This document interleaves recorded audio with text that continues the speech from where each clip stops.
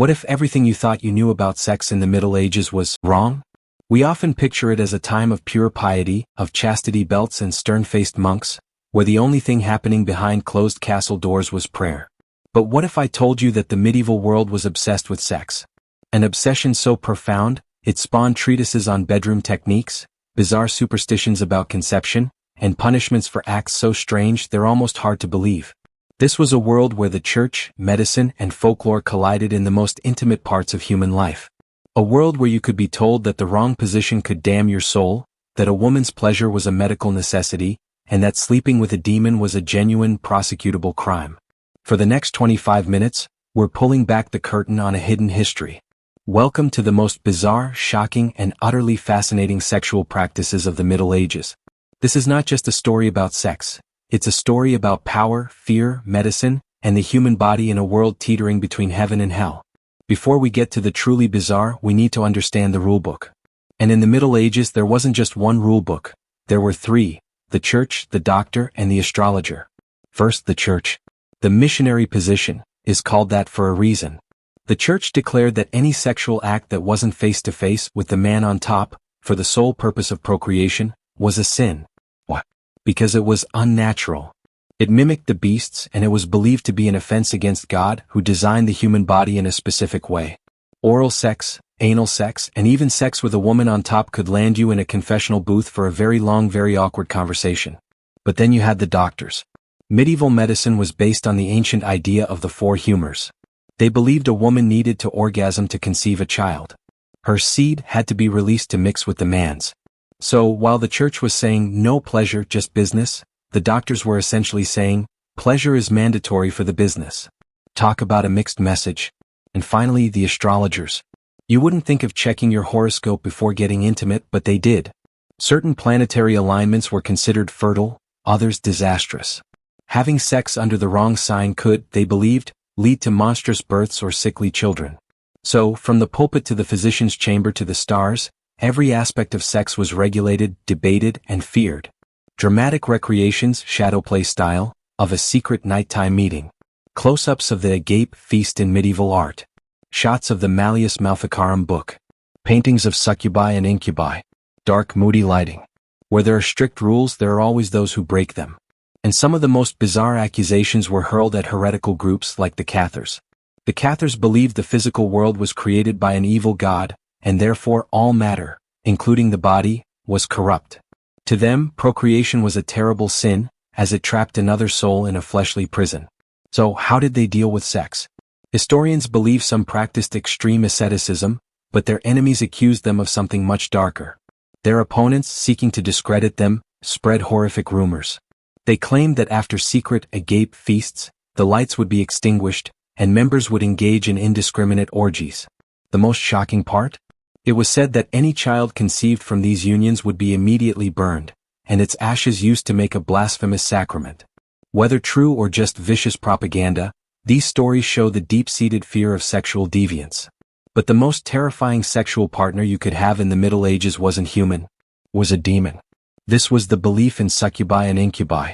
A succubus was a female demon who would seduce men in their sleep, stealing their seed. Then she would transform into an incubus, a male demon, and use that stolen seed to impregnate women. This belief was used to explain everything from wet dreams and sleep paralysis to mysterious pregnancies and children born with deformities. The infamous witch hunter's manual, the Malleus Maleficarum, dedicated entire chapters to this, making it a central pillar of the witch craze. Imagine being put on trial because you claimed your lover was a demon sent by your neighbor. Illustrations of chastity belts from satirical manuscripts, not the later, fake torture museum ones. Images of medieval wedding ceremonies. Animated segments showing the wandering womb theory. Pages from Trotula texts. Let's move from the supernatural to the supposedly normal practices of marriage and medicine, which were often just as strange. First, let's bust a myth: the iron chastity belt. The heavy, locking devices you see in museums are almost certainly Renaissance fakes or later inventions. However, the concept existed. There are satirical drawings and writings that joke about jealous husbands locking up their wives. But the real, physical torture of a metal belt? It's more likely a fantasy of control than a common historical reality. Now for the wedding night. In some parts of Europe, particularly among the nobility, there was a practice called the bedsmanship, or the public consummation. That's right. The wedding wasn't officially over until the marriage was consummated. And sometimes witnesses were present. Not in the room, perhaps, but gathered outside the door, or even in the room as the couple was put to bed together to ensure the act took place. This was to prevent any future annulments on the grounds of non-consummation. Talk about performance anxiety. And then we have medieval gynecology. Hold on to your hats for this one.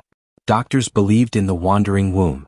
They thought the uterus was a free-floating organ that could move around a woman's body, causing hysteria, suffocation, and all sorts of ailments if it wasn't kept moist and in place.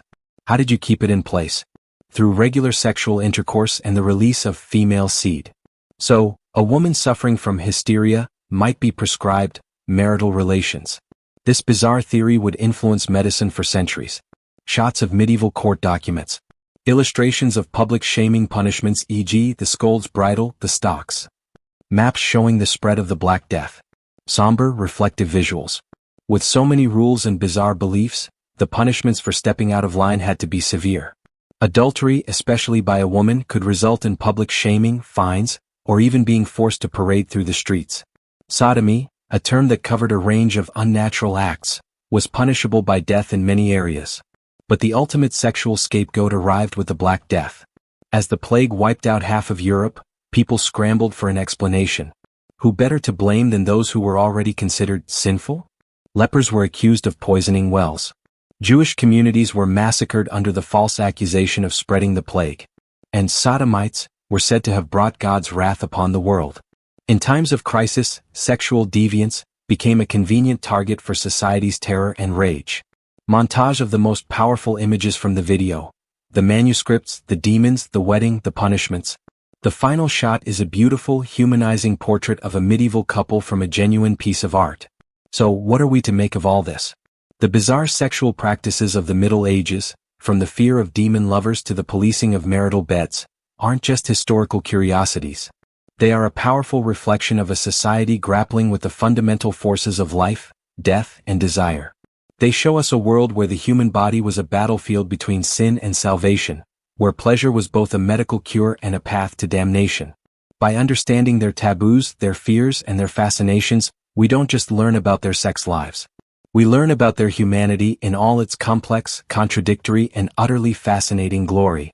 What's the most surprising thing you learned today? Let me know in the comments below. And if you want to continue this journey into the weird and wonderful past, make sure to like, subscribe, and hit that notification bell. Until next time, stay curious,